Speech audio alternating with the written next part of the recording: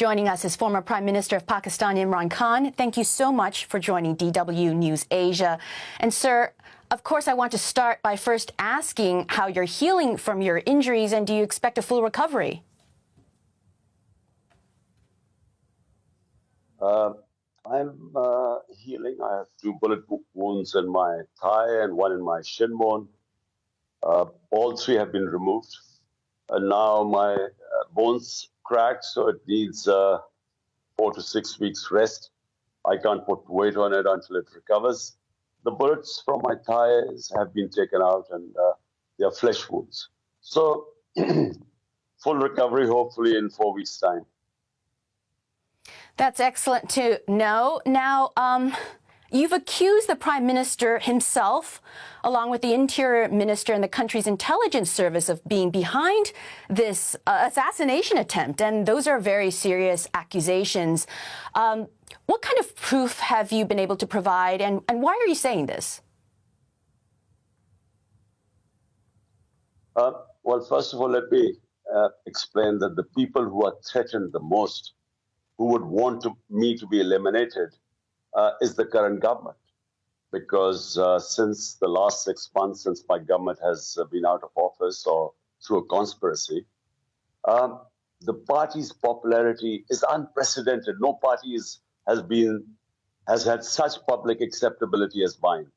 So we have won out of 37 by-elections in the past 5 months. My party has won 29. So 75% of by-elections we've won. And in all opinion polls, we are sort of by far ahead. So they are threatened. They know elections, they cannot compete. And so their motive was to get me out of the way. They tried other ways. They tried to disqualify me, put terrorism cases on me, oppressing our party, journalists hounded who were trying to portray our point of view. One is the best investigative journalist, Ashid Sharif, was murdered in Kenya, hounded out of Pakistan. So this was a plan to get me out of the way. So those two, and let me tell you, the Prime Minister and the Interior Minister. But sir, very quickly, what you've provided is contextual. There are certainly people who would benefit from harming you. So, but it is a little bit like Sherlock Holmes. It's deductive. You believe there's a plot based on a pattern of what critics have said. But what is the hard evidence? Because what you've provided is circumstantial. Look, I know these 3 people were involved because I knew about the plot. The plot started 2 months back. They decided to bump me off by saying a religious fanatic had killed me. So 2 months back, they started this campaign. It was the video was made by this intelligence agency. It went on to the politicians, on the state media, where they consistently started this campaign that I offended, I committed blasphemy, and these religious sentiments were upset. So I then exposed this on the 24th of September, on the 7th of October, in a public, big rally, saying exactly this, that this is the plot, and they will have me bumped off by a religious fanatic, pretending that I'd offended, I'd committed blasphemy. Now, so you were warned about this. You were warned about this, and so you believe that as a result of being warned, then it has to be the Prime Minister and the military apparatus behind this. And so if you knew about this, I want to ask about the security, because when I look at the videos of you doing this long march, there doesn't seem to be a lot of security. Did you just ignore the warnings, or did you decide to just take extraordinary risks to your own life, but also to those who support you? Look, past 6 months, I have been in the public. I've held 60 public rallies, almost a record. And then this march. So there was always going to be risk. So many of the rally, before I was holding a rally, they would say, your life is at threat, there's a terrorist threat. This went on for 6 months.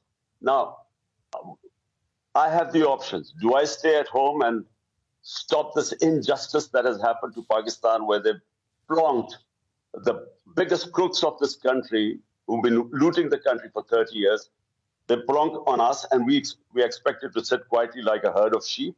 Or were we going to stand up to the injustice? So I decided that whatever the risk, I would go out in the public. So there were always going to be a risk. But I know who was being threatened and I know who plotted it. And that's why I want an independent investigation. Got it. Now, you're doing this march, you're resuming it.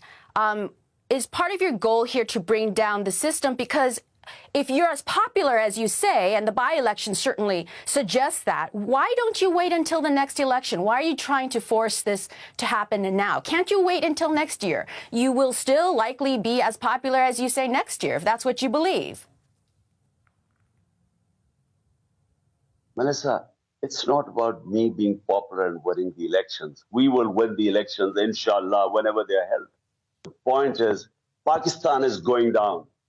We are now nearing default. My worry is that by the time these criminals who've been imposed on us, by the time they go, the country might go to a point of no return. What we are seeing is our economy is tanked. All economic indicators have gone down. Exports, economic growth, agricultural growth, everything is heading down. Rupee is falling, our reserves going down. We are heading into a dark tunnel. The only way out of this are free and fair elections. Why? Because when you have free and fair elections, you will have a government for 5 years. That brings in political stability, which doesn't exist right now. And there is no political stability. So time is of essence. Stabilize. Listen, Melissa, economy can only stabilize if you have political stability, because only then the investors come in, only then people have confidence in the system. When no one knows how long this government is going to last, even the government doesn't know, the economy has tanked completely. Mr. Khan, I want to express how your march has looked beyond Pakistan's borders. I'm sitting here in Berlin. You left office following a no-confidence vote, and now you're marching on the Capitol, choosing not to wait for the election. So to some, it doesn't look like a protest. It looks like an attempt to take back power, and that you're using populism to do so. From the outside, there are critics who say that this is reminiscent of the likes of Jair Bolsonaro in Brazil, Donald Trump in the U.S., Rodrigo Duterte in the Philippines, or Bongbong Marcos Jr. now in the Philippines. Would it be fair to include you in that bunch? Okay, well, that's point number one. Marching to the Capitol, what is called a march. There were 3 long marches against me when I was the Prime Minister. We didn't stop them. We didn't think it threatened my democracy, because peaceful public protests are part of democracy, my right. So, firstly, it is within the Constitution. It is when you feel that there is something wrong going on as a Democrat, it is your right to protest like you do in Germany and all over Europe. Secondly, my government was removed, not some constitutional or legal way. They paid $1 million of black money was spent to buy 20 of my members of parliament. It was straightforward, something illegal. I mean, it wasn't an election, it was auction. They were buying our MNAs, and it was not hidden. The whole country knows the going rate when they spent on my members of parliament. So that is unconstitutional. So it was my right to protest. Secondly, the people who have imposed on us, 61% of them are on bail. 60% of the cabinet is on bail on corruption cases. And what they have done is, while the economy has gone down, they have given themselves immunity from corruption. This doesn't happen in a democracy. So you're talking about corruption, but I go back to the fact that you were in power. What would you have done differently? If you're talking about so many people who are corrupt, do you have any regrets from your leadership, your prior leadership, in terms of not being able to tamp down corruption the way that you're talking about right now? Well, Melissa, one regret. I came in with a thin majority, a coalition government, weak government.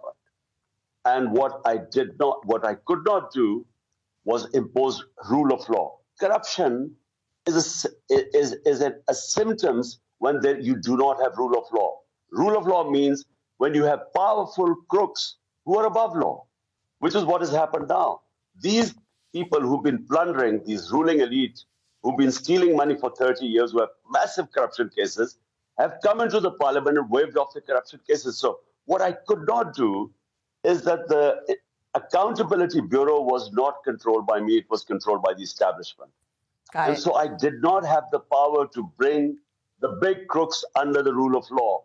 And I could not hold them accountable. And so you're ineffective. I mean, the reason why developing world is poor is because the ruling elites are above law. And I couldn't succeed in bringing them under the rule of law.